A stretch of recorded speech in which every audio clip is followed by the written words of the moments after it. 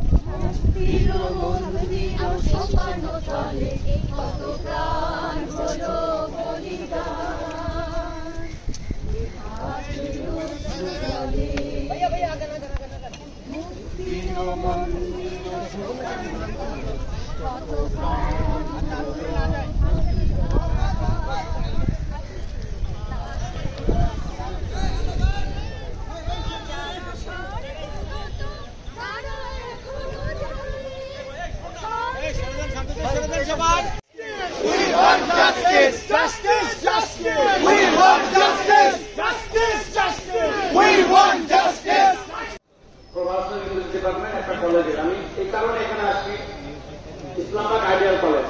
আমি এই কারণে এখানে আসছি যে আমরা দেখতে পাচ্ছি সারা বাংলাদেশের বিশ্ববিদ্যালয়ের শিক্ষকরা রাস্তায় এই নিপীড়নের বিরুদ্ধে নেমে এসছে।